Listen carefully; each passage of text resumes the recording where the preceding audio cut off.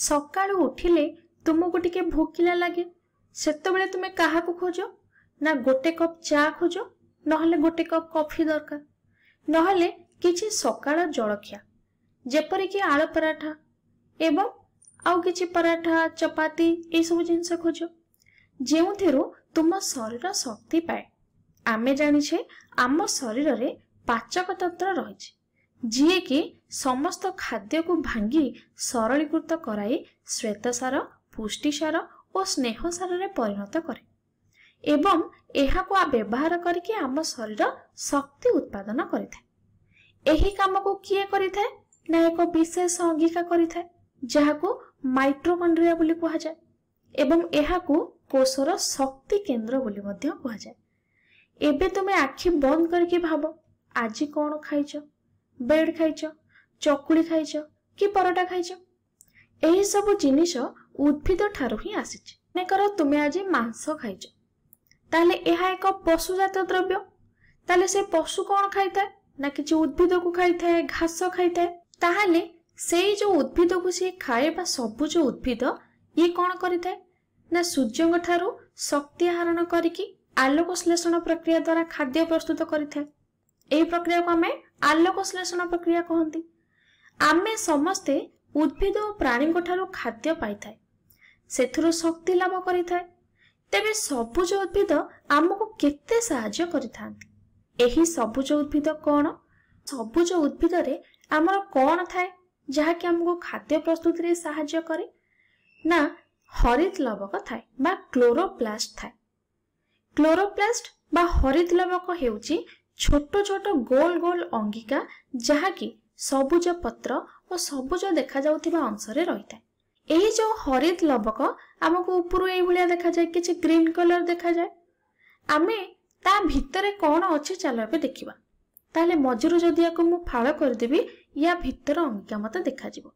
एबे देखो भितरे एई भलिया देखा जाय ताले एही क्लोरोप्लास्ट रे बाहर पटे जो झिल्लीटी अछि ताको बाह्य स्तर झिल्ली बोली कहा जाय एवं भितर पटे जो झिल्लीटी अछि ताको अंतःस्तर झिल्ली बोली कहा जाय। एही अंतःस्तर झिल्ली मध्य रे तरल पदार्थ थाए जहा कि कोन करथे ना बहुत सारा अंगिका को धारण करके रखिथाय। एहा हरित लवक को भी धारण करके रखिथाय जहा को स्ट्रोमा बोली कहा जाय। एही स्ट्रोमा कॉइन बोली किछि स्ट्रक्चर देखा जाय बा याको हमें सबुज कणिका बोली मध्य कहिथाय।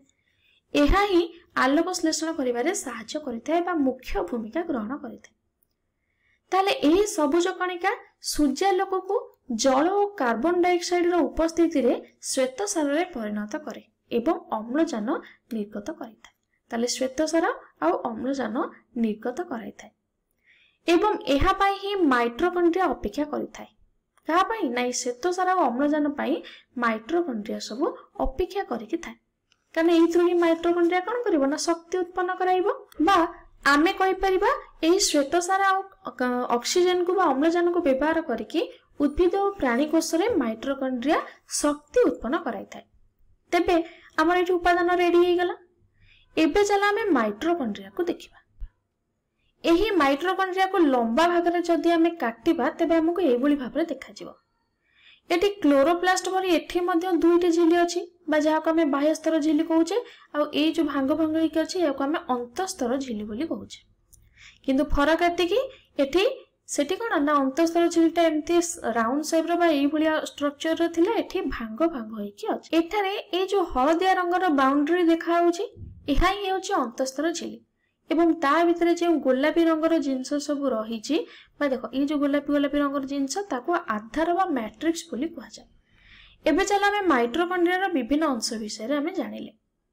एबे कोन देखिबा ना हजम होइतिबा खाद्य रो किपरि से शक्ति निर्गत कराइथाय हमें देखिबा। एही सब प्रक्रिया अंतःस्तर झिल्ली मध्य रे ही होइताय।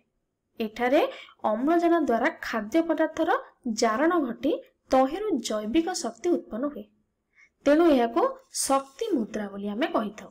यहाको मध्य एटीपी बा एडेनोसिन ट्राइफॉस्फेट बोली मध्य कहा जाय एवं एही प्रक्रिया पाई बहुत सारा सरफेस एरिया बा बहुत सारा पृष्ठतल दरकार तेणु अंतःस्तर झिल्ली एही बोली भांग भांग अछि।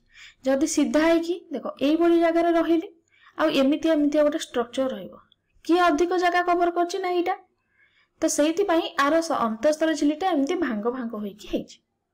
भांग भांग होई रहिबा द्वारा हमर पृष्ठतल बढ़िबो एवं जेते अधिक जगह हेबो सेते अधिक एटीपी तयारी हेबो। एटीपी तयारी प्रक्रिया को कोशीय शोषण बोली कहा जाय। एहा सहित किछि वर्ज्य वस्तु मध्ये बाहरी थाए। वर्ज्य वस्तु तले किए ना कार्बन डाइऑक्साइड आ जल।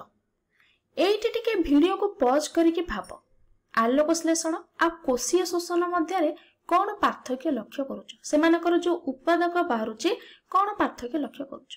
एठी श्वेतसार आ जल सॉरी अम्लजान बाहरला, एठी कार्बन डाइऑक्साइड आ जल बाहरला। ताले एठी कौन डिफरेंस देखुछ ना आलोक श्लेषण रे बा मु एठी कहि परिबि देखो एठी जो श्वेतसार आ जल बाहरुछि जे वर्ज्य वस्तु बाहरुछि ताहा माइटोकॉन्ड्रिया द्वारा व्यवहृत हेउछि, सेतुरु शक्ति उत्पन्न होउछि। बाहरला पर एठी जे वर्ज्य वस्तु बाहरुछि एहा जाके कोठे व्यवहार होउछि ना क्लोरोप्लास्ट रे। कारण एठी देखिछो आलोक श्लेषण प्रक्रिया रे हमर कार्बन डाइऑक्साइड और जल दरकार। पुणी एठी माइटोकॉन्ड्रिया कोन करूछि ना एको छाडुछि, एटा आर दरकार होउछि, ए जिंसटा माइटोकॉन्ड्रिया दरकार, ए जिंसटा क्लोरोप्लास्ट दरकार। तो एही भली भाबरे गोटे साइकिल आकार रे एठी होउछि। तो एही परि माइटोकॉन्ड्रिया और हरित लवक परस्पर सहित लिंक थांती। एबे मु आउ किछि गुरुत्वपूर्ण कथा तुमको कहूछि सुन। हरित लवक विषय रे आउ किछि नुवा तथ्य तुमको दउछि। एही सबुज रंगर कणिका जहा कि पत्र को सबुज रंग देई थाए ता देखो एहा किछि कंचा पनीपरिबा रे मध्य थाए बा कंचा फल रे मध्य थाए। आमे जानि जे आमे आगुरु भी पढी जे जेउ फल कंचा देखा जाए सेतरे मध्य किछि हरित लवक थाए। किंतु मते गोटे कथा को फल बा परिबा तले पाची जाए तार रंग काहे की बदली जाए काहे की ना हरित लवक सेटू सरी जाए बा रिड्यूस हुए।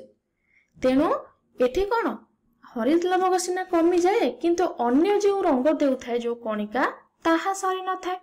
तेणु हमकु एठी कोन ना अन्य कलर रो सब देखा जाउछि बा अन्य रंगर फल सब देखा जाउछि जहा को हमें रंगीन लवक बोली कहूचे बा सबुज को छाड़ी की से अन्य रंग सब देउछि। आलू रे गजा बाहर थिवा देखिथिबो तुमे कंचा लंका देखिथिबो किछि रेड कलर लंका थाए किछि ग्रीन कलर। जोटा ग्रीन सेतरे क्लोरोप्लास्ट बा हरित लवक थाए, जोटा रेड हे जाई थाए बा लाल रंग रही थाए सेतिरे क्लोरोप्लास्ट न थाए बा हरित लवक न थाए। लाल रंग देउथिबा कणिका सेठी थाए ताहाको कोन कहा जाय ना रंगीन लवक कहा जाय। से भली आउटे कहला ना आलू रे किछि गजा बाहरी थाए देखिथिबो जेउंतरे श्वेत सार थाए तले सेठी कोन हबो ना सी उद्भिदर गोटे अंश जेउंतरे श्वेत सार स्नेह सार पुष्टि सार थाए ताहाको हमें वर्णहीन लवक बोली कहिथाउ। उद्भिदर मूल और कांड रे साधारणतः वर्णहीन लवक रहिथिबा बेले फल फूल आदि फल फूल और पत्र रे रंगीन लवक लगिथाए। उद्भिदर पत्र और अन्य सबुज अंश रे हरित लवक रही थाए। ताहले ए जो हरित लवक आ वर्णहीन लवक आ रंगीन लवक एही तीनटी को मिसई के आमे कहिथाउ लवक बा प्लास्टिड। ताले ये हेउची प्लास्टिड बा विभिन्न प्रकार प्लास्टिड बा लवक। ताले आमे एठी माइटोकॉन्ड्रिया आ लवक विषय रे किछि धारणा पाइले।